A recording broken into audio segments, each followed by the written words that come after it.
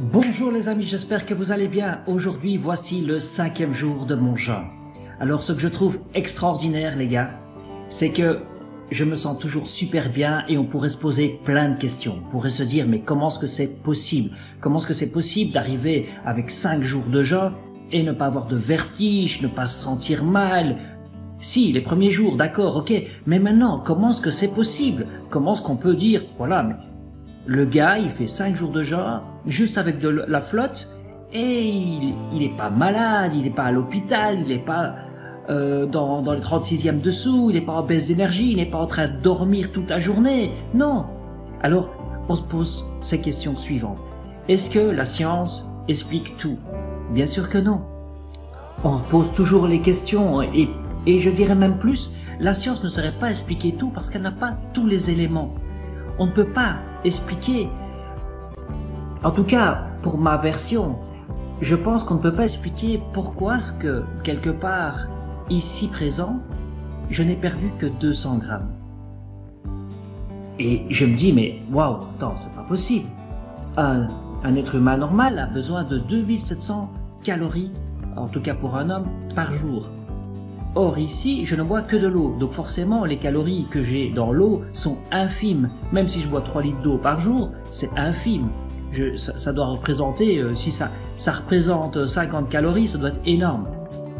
Donc, comment expliquer que on pourrait se dire ça correspond plus ou moins à 1 kilo par jour de perte de poids.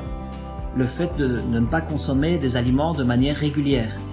Et ici, bizarrement, je n'ai perdu que 200 grammes. Je me suis posé cette question. Je me suis dit, mais comme on n'a pas tous les éléments, peut-être que simplement mon organisme, étant donné qu'il a l'opportunité d'être au repos et de pouvoir éliminer ce qui le dérange, eh bien, a profité de se débarrasser de ces 4 kilos que j'avais peut-être en trop. Et ici, je commence à avoir une stabilité. Peut-être que demain, je ne perdrai peut-être rien. C'est ça qui sera surprenant. On verra bien demain ce qui va se passer. Et mon corps, en fait, lui, de toute façon, se nourrit toujours. On ne s'en rend pas compte, mais on se nourrit de la musique, on se nourrit de la nature, on se nourrit de la lumière, on se nourrit de l'amour, on se nourrit de plein de choses. De choses, en fait, que la science ne peut pas expliquer. Comment est-ce que c'est possible qu'un être humain se nourrit de toutes ces choses-là? Et c'est là que la magie entre en œuvre. Et alors j'aimerais vous dire un truc, c'est que tous mes sens sont hyper développés. J'ai beaucoup plus de sensibilité, même le sens qu'on ne peut pas définir, l'environnement autour de moi, je ressens beaucoup plus vite si je me sens bien ou pas. Un truc aussi, mon odorat est hyper développé. Je sens pratiquement tous les ingrédients d'un aliment, c'est ahurissant. Je me dis waouh, mais il y a 1000 couleurs dans cet aliment qu'avant je ne sentais pas tout ça. Je sentais, oui, je sentais l'odeur. Par exemple, hier j'ai offert des pizzas à mes collègues. J'ai eu très dur de résister, mais j'ai résisté. Mes collègues ne comprenaient pas ma démarche et je leur ai expliqué ma démarche. Et enfin oui, on fait ça 1 fois par semaine de temps en temps. C'est un esprit d'équipe, c'est assez chouette.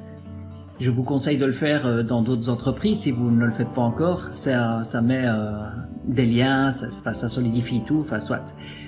Et ce que je voulais dire encore, c'est que ma vue également est beaucoup plus pointue. Je vois des détails que je ne voyais pas avant.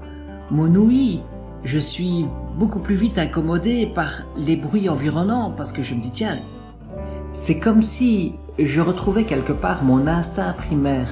Comme si mon organisme, j'imagine que quand on avait quelques jours sans nourriture, eh bien on devait absolument trouver de la nourriture pour ne pas tomber en carence. Et d'ailleurs, j'insiste là-dessus, faites attention à ça.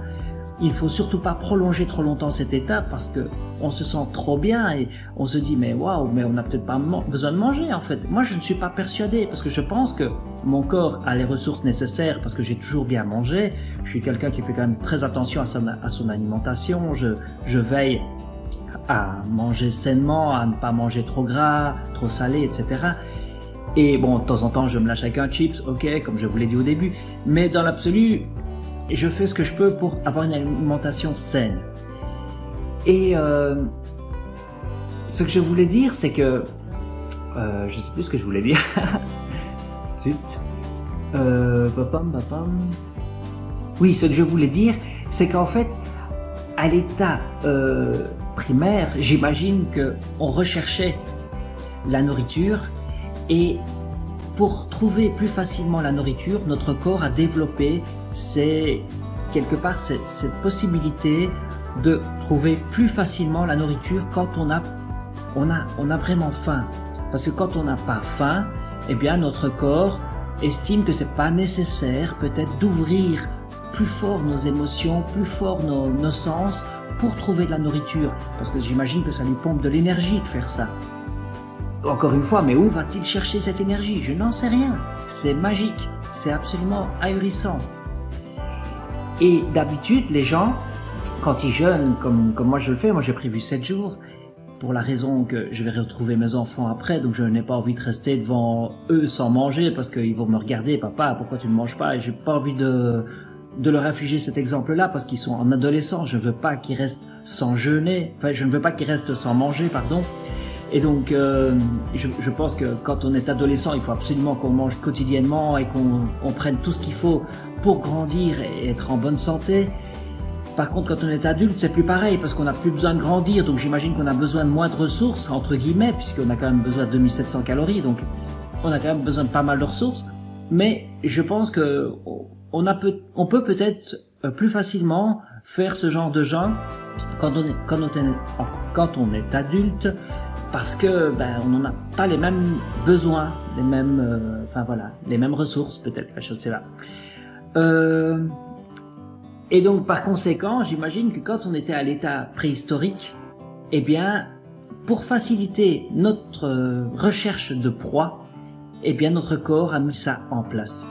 Et le seul moyen de découvrir ces sensations-là, c'est d'expérimenter.